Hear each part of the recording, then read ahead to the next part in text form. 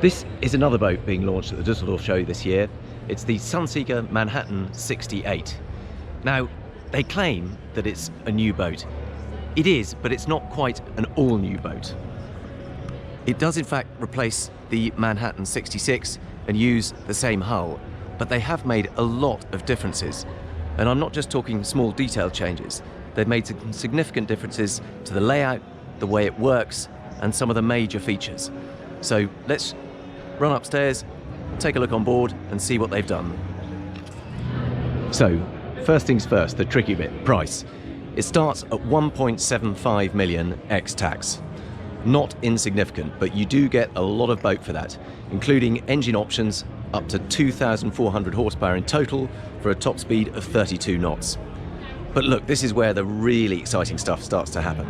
So here on the transom, the beach club area, rather than just a simple shower, you have got an entire dive locker going on. So you've still got the shower up there in the garage roof, but you've got all your diving gear, bottles, space for the fenders, little racks for the masks, towels, flippers, and check this out. Down here, there's room for a couple of sea bobs. And when this whole hydraulic platform goes down into the sea, those sea bobs just slide out straight into the water. And then you've still got access to the crew cabin in here. I think that's locked at the moment. We might see if we can have a look at that later. But the steps up, you've got shore power cables, another little shower down there, neat little LED lighting, and then this big teak-laid cockpit area, big dinettes. Obviously those sections fold out, just about room for it with the flowers in place, but to make a big dinette area. And then a little wet bar, these rather nice underlit stairs, kind of floating staircase up the flybridge. You've got a little sink in there, and then fridge there so you can keep your drinks nice and cool in the cockpit without having to go into the galley. And another little storage locker, and then access down to those engines. We'll take a proper look in there in a minute. But first of all, let's have a look at the saloon, main attraction. It's a galley aft layout. Rather nice glass cabinet, all the glasses nicely lit in there, space for them. And this is where you can start to see all the work they've put into the detail. Even on this dining table, you can see little inset strips of stainless steel. And over in the galley, we've got big fridge, big freezer drawer, in fact 2 of those, plenty of space to keep all your supplies. Got a 4-ring induction hob, and again, even up here, your tea set, all neatly fiddled, keep it nice and safe in there. Big sink, little dishwasher, and then a separate wine cooler down here, so you can keep all your wines nice and chilled, handy for the galley and out in that cockpit area. And it's just worth taking a moment to see how far back those glass doors slide so that you have really good big opening out into the cockpit area.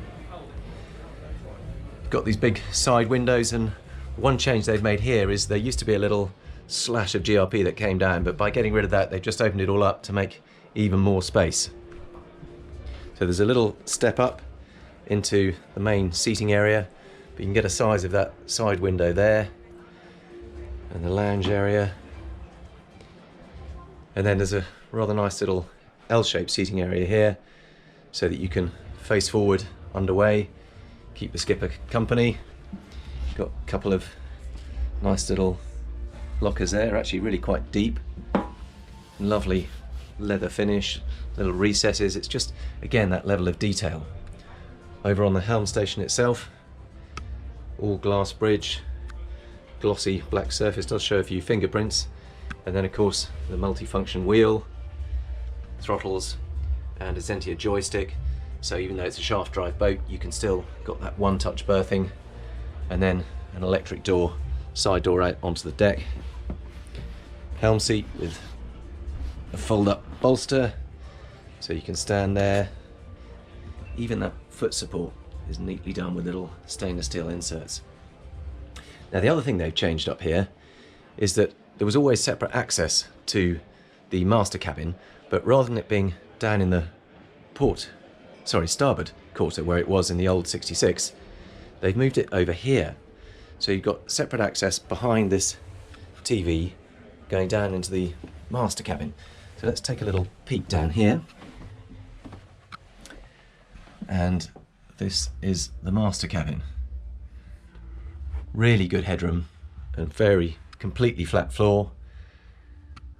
But again, look at the detail here though. There's this long chaise longue, but neat little leather straps, big round opening port, nice view of the sea. Massive television, obviously absolutely essential. But look at some of these LED lighting strips overhead. Rather than just simple spots, they've made a feature out of it. It just all adds a bit of interest. And again, the lockers here, rather than just a simple locker face, it's a kind of bronze mirrored effect to these lockers. It just all adds a bit of interest. And hanging wardrobes, again beautifully detailed little stainless steel handles, and of course it all lights up as you open the door.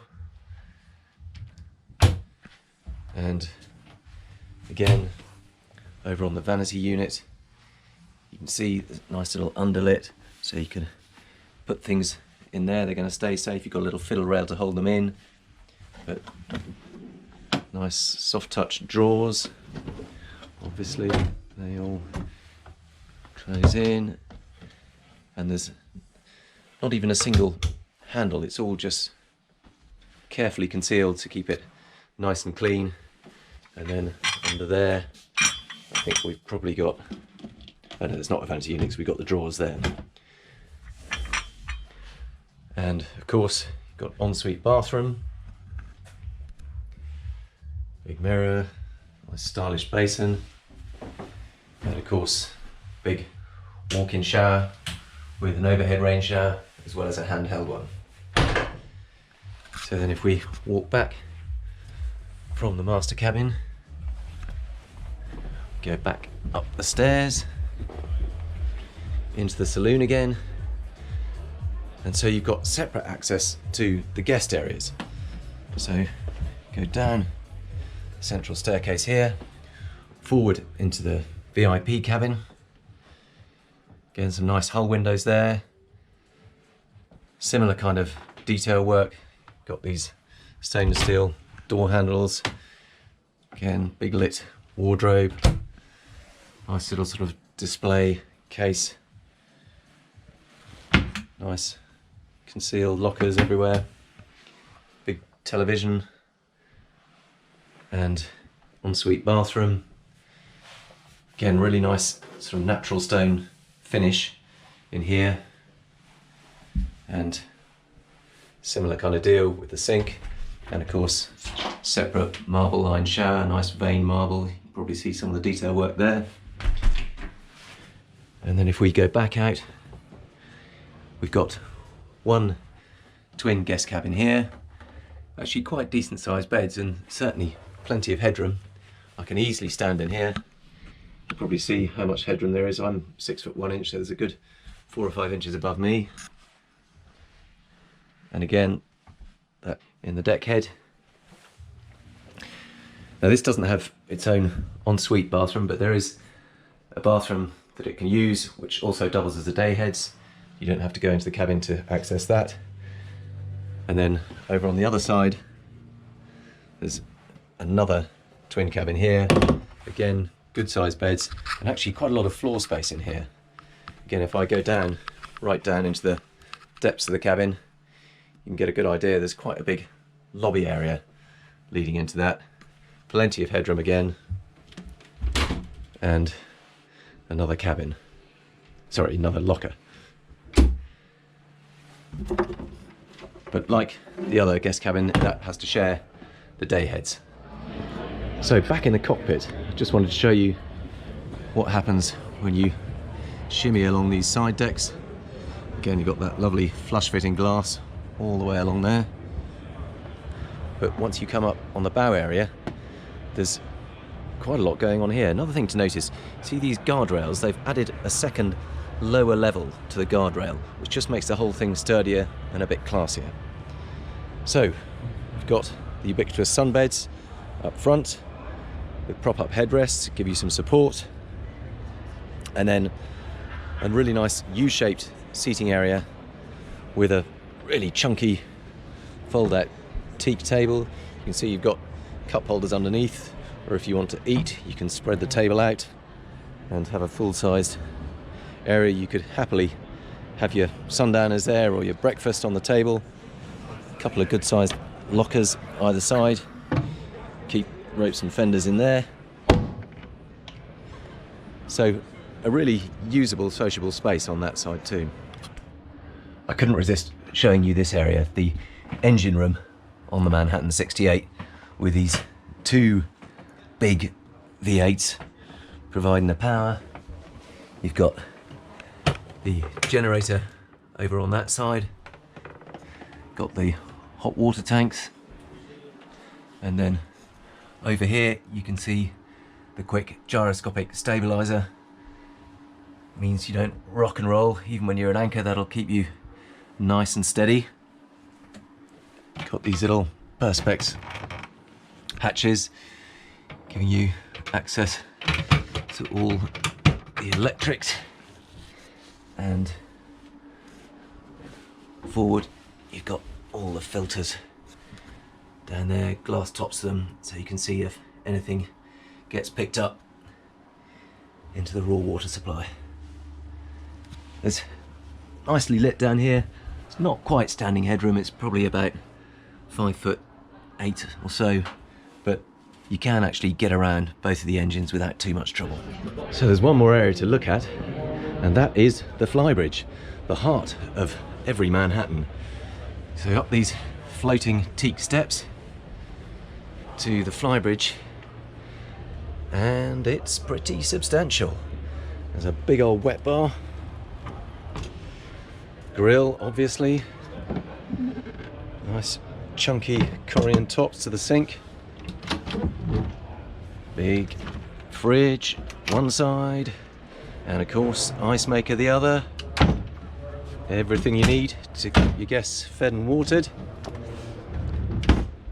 But let's take a look here. So this is the aft section of the flybridge, which has got two big freestanding sun lounges. They can obviously be swung round to face aft over the stern and give you a view down to that beach club area. These little flying buttresses, quite a nice styling feature. And this contrasting support, I think that's carbon fibre rich to keep things nice and light. And then you've got this big sunroof overhead, so you have got all the shade you need, but then this fabric roof folds all the way back to leave a massive opening, so you can either have it completely shade and sheltered or completely open and make the most of the sun pouring through. So the helm section itself, got two swivel bucket seats, little shift up bolsters, give you a bit more room if you want to. Again, that multifunction helm, wheel, got your joystick, throttles, bow and stern thrusters, and this is always a rather nice feature on these Sunseekers. There's a little perspex screen that slides down so that it keeps things nice and clean when you're not using it, but if you need a bit of extra protection from the apparent wind, if you're charging along at 30 knots, you've got that perspex screen to make sure it keeps the wind off your face. There's another big sun lounging area ahead of the helm, and seating area here opposite. So what you don't get up here is a big dining table. but they've obviously decided that it's more about space and flexibility. It may be there's an option. I'll check to see if there's an option for a dining table up there. But I'm just going to give you a look down on that bow area again to appreciate it from up here. So that's our whistle-stop tour of the Manhattan 68. I did just check with one of the designers, and you can indeed get a circular dining table up on that flybridge, or a couple of coffee tables and built-in furniture, but they've left it open on this one just to demonstrate what can be done if you prefer that kind of freestanding furniture and the more super yacht style. So there you have it. That is the Manhattan 68, all £1.75 million worth of it. But I think you'll agree there is plenty going on there.